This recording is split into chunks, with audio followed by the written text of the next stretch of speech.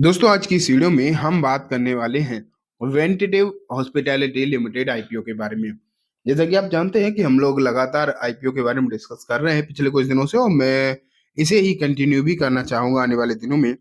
लेकिन अगर आप देखोगे तो अभी काफी सारे आईपीओज मार्केट में दिखाई दे रहे हैं। कुछ तो आपको ऑनगोइंग दिखाई दे रहे हैं, और कुछ अगर आप देखेंगे तो आने वाले दिनों में अपकमिंग में है फिलहाल।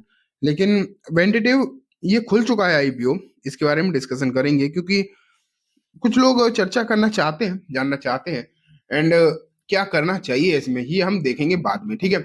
लेकिन शुरुआत करें अगर हम, तो नाम तो आप देख ही रहे, वेंटेटिव हॉस्पिटैलिटी लिमिटेड आईपीओ, ठीक है। अगर बात करें इसकी डिटेल की, कंपनी क्या करती है, हॉस्पिटैलिटी सेक्टर है, मतलब वही होटल वगैरह। अगर यहाँ पर देखा जाए तो इनके ये मतलब एक तरीके से होटल मैनेज करने वाली कंपनी, जैसे कि बहुत सारी कंपनीज है जो होटल मैनेज कर, लेमन ट्री हो गई, शामी हो गई, अभी आई थी, चैलेट हो गए, एआईएच हो गए, तो ये सब यही कंपनी काम करती है। अब मेनली अगर हम देखें तो मेनली तौर पर ये कंपनी, तो मैं आपको यहाँ से दिखाता हूँ, फिर आपको खुद ही समझ में आ जाएगा कि कंपनी का काम क्या है, एग्जैक्ट सिचुएशन क्या है। तो यहाँ पर देखो आप, और ये देखो, the companies hospitality asset are operated by the franchise by the global operator such as Marriott. ये देखो, मैरियट के कुछ होटल्स हैं, ये मैनेज करते हैं। हिल्टन के कुछ होटल है, ये वो भी मैनेज करते हैं। एंड ना सिर्फ इंडिया में बल्कि मॉलडीव्स में भी अगर आप देखोगे तो ये इनकी फिलहाल सर्विसेज दिखाई देंगी आपको। तो कंपनी का काम वगैरह तो आपको ऐसा दिखाई देगा, ठीक है। होटल सेक्टर ऐसा है, उसमें उतार चढ़ाव तो रहते हैं, लेकिन ओवरऑल होटल सेक्टर एक अट्रैक्टिव बेट दिखाई देता है, इसमें कोई डाउट नहीं है। पिछले कुछ समय में लेमन ट्री ने अच्छे रिटर्न दिए, इंडियन होटल ने अच्छे रिटर्न दिए, और बाकी के होटल शेयर भी अच्छा करते हुए देखने को मिले हैं।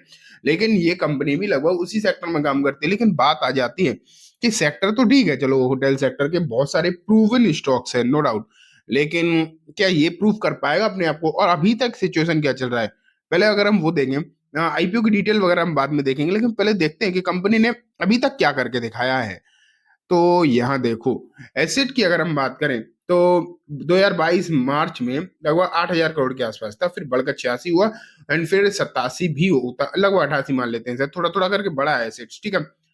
लेकिन अगर हम रेवेन्यू की बात करें तो 1197 ये रेवेन्यू था 2022 में मार्च में, फिर 1762 रेवेन्यू बढ़ा यहाँ पर, एंड रेवेन्यू तो मार्च 2024 में भी बढ़ा।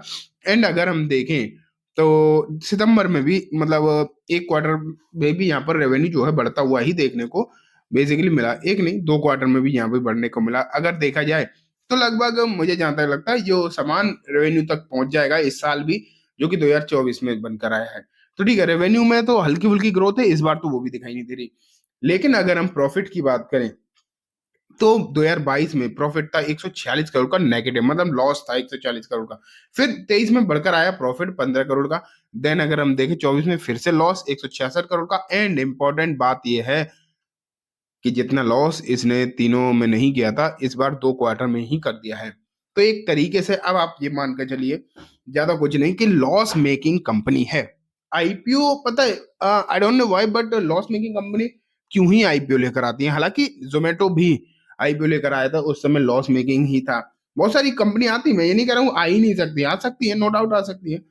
उन्हें अगर अपने फ्यूचर प्रोस्पेक्ट पर भरोसा है, उन्हें लगता है कि हम आगे जाके प्रॉफिट करेंगे, एंड अगर मार्केट को भी इस बात पर भरोसा हो गया तो पैसा भी मिल जाता है। और सबसे इंपॉर्टेंट बात है, मार्केट में तो इंटरेस्ट फ्री पैसा मिल रहा है, लोग तैयार बैठे हैं आजकल। आपने देखा होगा कि आईपीओ में लगाने के लिए जनता दो जो है पहले से ही तैयार बैठी है, इसलिए चलो आ जाते हैं, वो मिल भी जाता है पैसा। लेकिन क्या हमें लगाना चाहिए, ये इंपॉर्टेंट बात हो जाती है लॉस मेकिंग कंपनीज में। एंड जो वो भी इस समय पर जब वैल्यूएशन लॉस मेकिंग कंपनी भी तेज मांगती है। अगर आप लॉस मेकिंग कंपनी का भी हालचाल देखोगे तो वो भी महंगा ही वैल्यूएशन मांगती है, वो कौन सस्ता मांग रहे हैं। अगर मैं यहाँ पर दिखाऊं आपको कि मार्केट कैपिटलाइजेशन क्या है, तो लगभग 15,000 करोड़ के आसपास है। तो एक स्मॉल टू मिड कैप मान लो, चलो। लेकिन अगर हम ईपीएस देखें, प्री आईपीओ तो 3 रुपए लगभग नेगेटिव में, पोस्ट आईपीओ 11 रुपए नेगेटिव में। तो पोस्ट आईपीओ की सिचुएशन और खराब, हालांकि इन्होंने पी रेशियो नेगेटिव में दे रखा है 201 और 54, लेकिन इससे कुछ समझ में आएगा नहीं आपके। एक तरीके से आप ये मान के चलो, क्योंकि ना इन्होंने अपने डीआरएचपी में दे रखा है ये चीजें। लेकिन जब लॉस मेकिंग ही है तो नेगेटिव पी रेशियो का सेंस बनता ही क्या है। नेगेटिव सेंस में कोई भी सेंस नहीं बनता। ईपीएस अगर आप देखोगे तो नेगेटिव में बढ़ और गया है, तो दिक्कत ही है आईपीओ के बाद कहीं ना कहीं, मुझे जहां तक लगता है।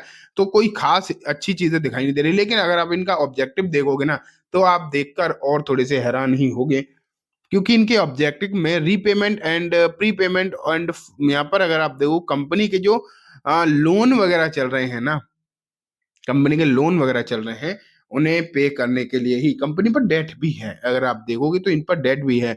इन कंपनी के डेट को रिकवर करने के लिए, डेट को मतलब पे करने के लिए ये पैसा उठाया यार, आधे से ज्यादा पैसा जो है इसी में ही जाने वाला है। तो ये और समस्या है। हाँ, तीसरे नंबर पर अगर हम देखें, step down subsidiaries namely SS&L beach private limited and moldies property holding private limited include the payment of interest through investment in such step down subsidiaries. तो देखो वही है, इनका इंटरेस्ट पे करना है। लास्ट में लिखा है जनरल कॉर्पोरेट पर्पस। अगर आप देखोगे तो ये चीजें भी कॉर्पोरेट पर्पस में भी आ जाते, तो कोई क्या खास सिचुएशन अच्छी दिखाई दे नहीं रही। ये दूसरे पे भी वही इंटरेस्ट पे करना है, तीसरे पे भी वही इंटरेस्ट पे करना है, पहले पे भी वही इंटरेस्ट पे करना है, तो ये सिचुएशन है। हालचाल जो बहुत अच्छे दिखाई नहीं दे रहे। ये तो आप मान के चलिए, कंपनी के लिखने को ठीक है, ये लिख दिया जाएगा the company is one of the leading hospitality segment player with luxury and upper skill. हाँ, लग्जरी सेक्टर में कंपनी काम करती है, इसमें कोई डाउट नहीं है, क्योंकि हिल्टन एंड मैरियट जो क्लास है वो लग्जरी क्लास है, नो डाउट। लेकिन प्रॉफिट भी तो आना चाहिए, वो यहाँ पर दिखाई नहीं दे रहा। रिटेल कोटा, अब आती है सब्सक्रिप्शन की बात। तो अभी तक यहाँ पर सब्सक्रिप्शन जो डेटा निकल कर आया है वो भरा नहीं है, पूरा तो नहीं भरा, एक दिन हो गया इसे खुले। अब मैं आपको डेट्स पर लेकर चलता हूँ, जीएमपी भी दिखाऊंगा, ठीक है। चलो यहाँ से देखते हैं, ये आ गया आपके सामने, जीएमपी आ गई। सबसे पहले 5% की जीएमपी आपको दिखाई दे रही है। 34 से 35 रुपए, मतलब लगभग 505% की जीएमपी है, जो कि डेफिनेटली खराब है, क्योंकि आज के समय पर जितने भी आईपीओ आ रहे हैं अगर आप देखोगे तो उनकी जीएमपी की 100% तक भी दिखाई दे रही है। हालांकि हर आईपीओ से उम्मीद 100% की नहीं करी जानी चाहिए, लेकिन हाँ, फिलहाल की सिचुएशन कोई खास अच्छी दिखाई नहीं दे रही जीएमपी में भी, क्योंकि कंपनी के जो फंडामेंटल हैं वही आपको यहाँ पर रिफ्लेक्ट होते हुए दिखाई दे रहे हैं। कंपनी के फंडामेंटल भी कोई खास अच्छे दिखाई दे नहीं रहे। अब आती है डेट्स की बात। 20 तारीख से खुल गया है, मतलब एक दिन हो गया है इसमें खुले हुए। एंड चलने कब तक वाला है, ये देखो 20 से खुला है, 24 को चलेगा, 2 दिन छुट्टी हो गई तो 3 दिन का आईपीओ तो होना ही है। अलॉटमेंट होगी 26 को, 30 को हो जाएगी लिस्टिंग। अब बात वही है कि कोई खास सिचुएशन अच्छी नहीं है, तो अभी तो इस पर कहना मतलब ज्यादा जल्दबाजी होगी। जीएमपी में क्या परिवर्तन आते, क्या चेंजेस आते हैं, ये अब इसके लिए तो अभी 2 दिन और हैं देखने लायक। लेकिन फिलहाल तक कोई खास सिचुएशन अच्छी दिखाई दे नहीं रही। हाँ, मैं इसमें क्या करूंगा, ये मैं लास्ट दिन जरूर बताऊंगा कि मैं इसमें पैसा लगा रहा हूँ या फिर नहीं लगा रहा हूँ अलॉटमेंट के लिए। लेकिन अभी तक की जो सिचुएशन है वो मुझे कोई खास अच्छी दिखाई नहीं दे रही, ठीक है। वो मैंने आपको मतलब आपके सामने सारी चीजें शेयर भी करी हैं। तो चलिए दोस्तों, आज की वीडियो में बस इतना ही। उम्मीद है वीडियो पसंद आई होगी। वीडियो अच्छी लगी तो लाइक करना, चैनल को भी जरूर सब्सक्राइब करना, ज्यादा देते बेल आइकन भी दबाना, जिससे कि जब भी मैं कोई वीडियो डालूं आपके पास नोटिफिकेशन आ जाए। एंड दोस्तों, वीडियो सिर्फ एज एजुकेशन इन्फॉर्मेशन पर्पस है, तो इसे किसी भी तरीके की बाइंग सेलिंग की रिकमेंडेशन के तौर पर बिल्कुल भी ना देखें। Thank you.